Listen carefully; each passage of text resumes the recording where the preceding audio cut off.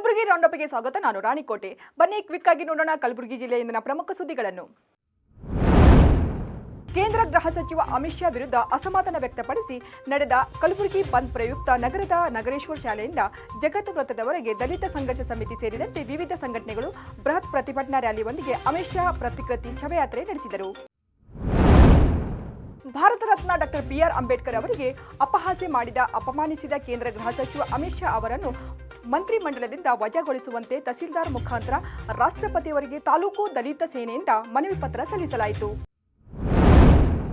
ಕೇಂದ್ರ ಗೃಹ ಸಚಿವ ಅಮಿತ್ ಶಾ ಅವರು ಸಂಸತ್ತಿನ ಡಾಕ್ಟರ್ ಬಿ.ಆರ್. ಅಂಬೇಡ್ಕರ್ ಅವರ ಕುರಿತು ನೀಡಿದ ಅವಹೇಳನಕಾರಿ ಹೇಳಿಕೆಯನ್ನು ಖಂಡಿಸಿ ಪಟ್ಟಣದಲ್ಲಿ ದಲಿತ ಸಮನ್ವಯ ಸಮಿತಿ ನೀಡಿದ ಬಂದ್ ಕರೆ ತೀವ್ರ ಹೋರಾಟ ಯಶಸ್ವಿಯಾಗಿದೆ.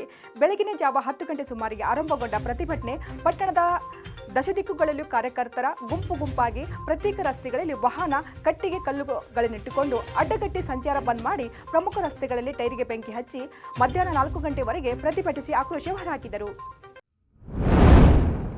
ಶ್ರಮಬಿತ್ತಿ ಬೆವರು ಕಡ್ಡಿ ಕಾಣದವರ ಹೊಟ್ಟೆ ತುಂಬಿಸುವ ದೇವನೇ ರೈತ ಎಂದು ಹುಮನಾಬಾದ್ ನಗರದ ಶಕುಂತಲಾ ಪಾಟೀಲ್ ಶಿಕ್ಷಣ ಸಂಸ್ಥೆ ಆಡಳಿತ ಅಧಿಕಾರಿಯಾದ ಸುಭಾಷ್ ಪೂಜಾರಿ ಹೇಳಿದರು. ಕಲಬುರಗಿ ನಗರದ ಭವಾನಿ ನಗರದಲ್ಲಿರುವ ಬಬ್ಲಾದ್ ಮಠದಲ್ಲಿ 242ನೇ ಸೋಮವಾರದ ಶಿವಾನುಗೋಷ್ಠಿ ಕಾರ್ಯಕ್ರಮದಲ್ಲಿ ರೈತ ದೇಶದ ಬೆನ್ನೆಲುಬು ವಿಷಯದ ಕುರಿತು ಮಾತನಾಡುತ್ತಾ ಅನ್ನ ಕೊಡುವ ರೈತ, ಗಡಿ ಕಾಯುವ ಸೈನಿಕರ ಶ್ರಮದ ಫಲದಿಂದಲೇ ನಾವೆಲ್ಲರೂ ಸುಖ ಶಾಂತಿ ನೆಮ್ಮದಿಯಿಂದ ಜೀವನ ಸಾಗಿಸುತ್ತಿದ್ದೇವೆ. ಅವರ ತ್ಯಾಗ ಬಲಿದಾನದಲ್ಲೇ ಬಲಿಷ್ಠ ರಾಷ್ಟ್ರವಾಗಿದೆ. ಶ್ರೀಮಠದ ಪೀಠಾಧಿಪತಿಗಳಾದ ಪೂಜ್ಯ ಗುರುಪಾದ್ ಲಿಂಗ ಶಿವಯೋಗಿಗಳು ಕೃಷಿ ಪಂಡಿತರಾಗಿ ಕೃಷಿ ವಿಜ್ಞಾನಿಗಳಾಗಿ ನಿರಂತರವಾಗಿ ಸಂಸ್ಕಾರದ ಬೀಜ ಬಿತ್ತುತ್ತಿರುವ ಪೂಜ್ಯರು ಸರ್ವರಿಗೂ ಮಾದರಿಯಾಗಿದ್ದಾರೆ ಎಂದು ಮಾರ್ಮಿಕವಾಗಿ ನುಡಿದರು. ಜಲ ಸಂರಕ್ಷಣೆಗಾಗಿ ಕೆರೆ ನಿರ್ಮಾಣ ಈಗಾಗಲೇ ಇರುವ ಕೆರೆಗಳ ಹೊಳೆತ್ತುವುದು, ಚೆಕ್ ಡ್ಯಾಂ ಹಾಗೂ ಕೃಷಿ ಹೊಂಡೆಗಳ ನಿರ್ಮಾಣ ಹಾಗೂ ನಿರ್ವಹಣೆ ಸೇರಿದಂತೆ ಜಲ ಮರುಪೂರಣಕ್ಕೆ ಸಂಬಂಧಿಸಿದ ಕ್ರಮಗಳನ್ನು ಆದ್ಯತೆ ಮೇಲೆ ಕೈಗೊಳ್ಳಬೇಕು. ಇದರಲ್ಲಿ ಸಾರ್ವಜನಿಕರು ಸ್ವಯಂ ಪ್ರೇರಿತವಾಗಿ ಜಲ ಸಂರಕ್ಷಣೆ ಹಾಗೂ ಮರುಪೂರಣ ಕಾರ್ಯಕ್ರಮಕ್ಕೆ ಸಹಕರಿಸಬೇಕೆಂದು ಚಿತ್ರದುರ್ಗದ ಜಲತಜ್ಞ ಡಾಕ್ಟರ್ ದೇವರಾಜ ರೆಡ್ಡಿ ಅಭಿಪ್ರಾಯಪಟ್ಟರು. ಕಲಾ ಸೌರಭ ಪ್ರತಿಷ್ಠಾನ ಹಾಗೂ ಕನ್ನಡ ಮತ್ತು ಸಂಸ್ಕೃತಿ ಇಲಾಖೆ ಬೆಂಗಳೂರು ಇವರ ಸಂಯುಕ್ತ ಆಶ್ರಯದಲ್ಲಿ ಕಲ್ಯಾಣ ಕರ್ನಾಟಕ ಕಲಾ ವೈಭವ ಸಾಂಸ್ಕೃತಿಕ ಕಾರ್ಯಕ್ರಮ ಹಾಗೂ ದೊಡ್ಡಪ್ಪ ಪ್ರಶಸ್ತಿ ಪ್ರದಾನ ಸಮಾರಂಭ ನಗರದ ಕನ್ನಡ ಭವನ ಸುವರ್ಣಸೌಧ ಭವನದಲ್ಲಿ ರವಿವಾರ ಸಂಜೆ ಕಾರ್ಯಕ್ರಮ ವಿಜೃಂಭಣೆಯಿಂದ ಜರುಗಿತು.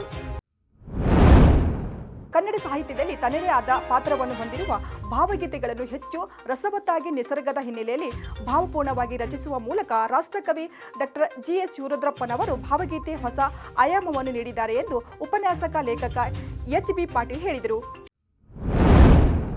ಕಲಬುರಗಿ ಜಿಲ್ಲೆಯಾದ್ಯಂತ ಉದ್ಯೋಗ ಮತ್ತು ಶಿಕ್ಷಣದಲ್ಲಿ ಮಾತ್ರ ಬೆಳವಣಿಗೆಯಾಗುತ್ತಿದ್ದು ಕೈಗಾರಿಕಾ ಕ್ಷೇತ್ರದಲ್ಲಿ ಬದಲಾವಣೆಯನ್ನು ಕಾಣುತ್ತಿಲ್ಲ. ಪ್ರತ್ಯೇಕ ಕಲ್ಯಾಣ ಕರ್ನಾಟಕ ಕೈಗಾರಿಕಾ ನೀತಿಯನ್ನು ಜಾರಿಗೊಳಿಸಬೇಕು ಎಂದು ಕಲ್ಯಾಣ ಕರ್ನಾಟಕ ವಾಣಿಜ್ಯ ಮತ್ತು ಕೈಗಾರಿಕಾ ಸಂಸ್ಥೆ ಅಧ್ಯಕ್ಷರಾದ ಶಶಿಕಾಂತ್ ಜಿ. ಪಾಟೀಲ್ ಅವರು ಹೇಳಿದರು.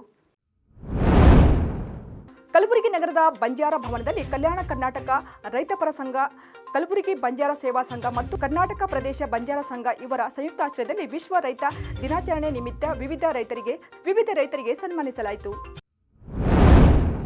ಕಲಬುರಗಿ ಇಲ್ಲಿನ ಜಯನಗರದಲ್ಲಿ ನವೀಕರಿಸಿದ ಸಾರ್ವಜನಿಕ ಉದ್ಯಾನವನವನ್ನು ವಿಧಾನ ಪರಿಷತ್ ಸದಸ್ಯ ಡಾಕ್ಟರ್ ಬಿ.ಜಿ. ಪಾಟೀಲ್ ಉದ್ಘಾಟಿಸಿದರು. ಮಹಾನಗರ ಪಾಲಿಕೆ ಸದಸ್ಯ ವೀರಣ್ಣ ಹೊನ್ನಳ್ಳಿ, ಜಯನಗರ ಶಿವಮಂದಿರ ಅಭಿವೃದ್ಧಿ ಟ್ರಸ್ಟ್ ಅಧ್ಯಕ್ಷ ಲಿಂಗರಾಜ್ ಸಿರಗಾರ್ಪುರ್, ಕೆಎಸ್ ವಾಲಿ, ಜಿಲ್ಲಾ ಪಂಚಾಯತ್ ಉಪವಿಭಾಗದ ಸಹಾಯಕ ಕಾರ್ಯನಿರ್ವಾಹಕ ಅಭಿಯಂತರ ವಿಜಯಕುಮಾರ್ ರಾಠೋಡ್ ಮುಖ್ಯ ಅತಿಥಿಗಳಾಗಿ ಆಗಮಿಸಿದರು.